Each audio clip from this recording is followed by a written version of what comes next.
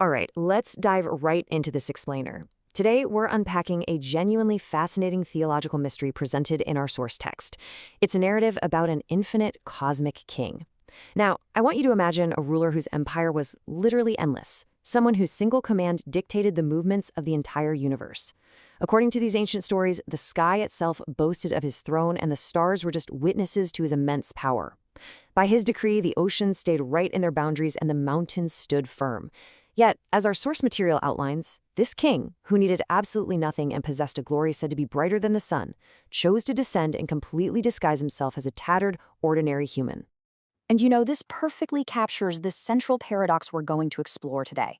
We have the master of an infinite empire who didn't just abandon his throne. Instead, he did something that the text has shocked even the angels of heaven. He put on a cloak literally no one expected. He traded his royal radiant robes to drape himself in the dirty garments of a poor, exhausted traveler. He came down from the absolute highest heights to the dust of the earth. The text describes this profound shift so vividly. The master became a servant, and the king became a wandering traveler. And honestly, this is where a centuries-old mystery, one that really deeply challenges human understanding, truly begins. So let's jump into Section 1, the master disguised as man, walking among us. Now, the really wild part of this narrative is just how completely he blended in. People literally saw him walking the streets as a normal guy. They saw him experiencing genuine hunger, deep fatigue, and getting thirsty under the hot sun. But the profound contrast is what they missed entirely. They saw a hungry traveler, right? Completely unaware that the text describes this very same man as someone who could feed thousands with just a few loaves of bread. They saw his physical thirst, but completely failed to realize that he was meant to be the ultimate provider of the water of life. They'd see him fall asleep from sheer exhaustion, totally unaware that the breath of the entire universe was, according to the source, sustained by his very power. He was perfectly hidden behind a veil of the ordinary, yet the narrative claims that within him held the very essence of creation itself. Moving right along to Section 2, Power over Nature and Death, the Ultimate Authority. The source takes us to a very specific afternoon outside a friend's tomb. The crowd there saw him weeping. He was actively grieving, appearing entirely helpless. The onlookers were whispering among themselves, pointing out how much he loved his friend, seeing absolutely nothing more than a deeply saddened human being, completely paralyzed by mortal loss. But the hidden reality was something else entirely. They saw a weeping friend, but the text argues he was actually the conqueror of death. According to the narrative, his voice had the power to pierce the deepest darkness, and when he called out, a man who had been dead for days simply walked out of the tomb. The crowd saw a crying man, but the text claims death itself instantly recognized its master. This dual nature really ramps up the suspense in the text, especially during one terrifying night out at sea. Picture this scene. Massive, violent waves are threatening to completely swallow this tiny boat. The winds are howling so fiercely that everyone on board is absolutely convinced they are going to die right then and there. His followers are screaming in pure panic. And where is he during all this chaos? He's found sleeping perfectly peacefully over in a corner of the boat. To his disciples, he just looked like a sleepy, unaware human, completely oblivious to their impending doom. But then, when his terrified, panicked followers finally wake him up, the narrative takes this breathtaking turn. He doesn't panic. Not at all. He simply looks out at this raging, violent storm and utters two powerful words: "Be quiet." And instantly, literally in a flash, the chaotic, howling winds come to a dead halt. The text describes the maddened waves actually bowing down at his feet.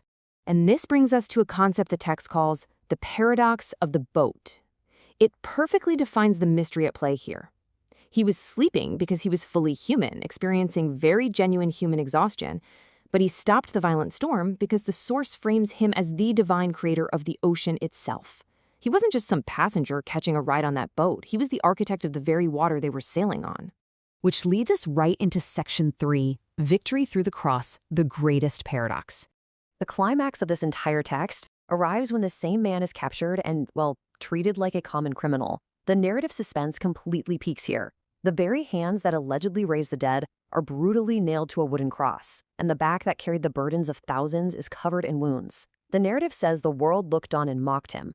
They saw a helpless man wearing a crown of thorns, assuming this was just a total humiliating defeat. A man basically begging for his life in front of death. But the text argues the exact opposite.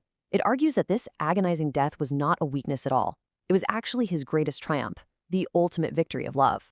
So, let's officially define this core concept the source brings up: doraspan, or dual nature. The source explains that he suffered immense physical agony because he had taken on a vulnerable human body. He felt every single ounce of that pain. Yet, simultaneously, he was carrying the immense spiritual weight of the entire world's sins because he was a divine savior. The wounds on his body were totally visible, but his divine spirit remained completely unbroken. He didn't just endure death, the text says he conquered it forever, tasting death purely so that humanity could find life. Bringing it all together in our final section. Section 4, the living message today, connecting the divine to the dust. So what does all of this actually mean for us right now? Well, the source explains that this ancient history is really a living message about ultimate empathy. This king is not framed as some distant, detached ruler. Because you became human, he intimately understands your specific weaknesses. He knows your physical and spiritual hunger. He has actually felt your tears, and he's experienced your deep, bone-tiring exhaustion. The text highlights that he lived through these exact same everyday human struggles himself. The author really wants you to take this away. Whenever you're feeling completely exhausted or just defeated by life, remember this incredible paradox. A sovereign king voluntarily surrendered his royal crown to come down and walk with us right here in the dirt and the dust. And he did this purely to elevate humanity, to lift us up above the very stars he created. And that is the beautiful duality the source leaves us with. He bridges this massive gap between humanity and divinity by being your true companion in sorrow. Because he became fully human, he shares in your pain.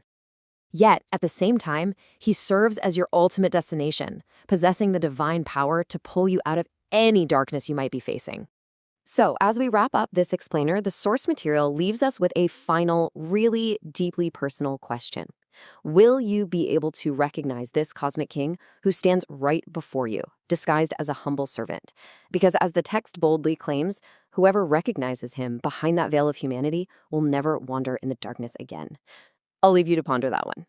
Thanks so much for joining me, and keep questioning the profound mysteries around us.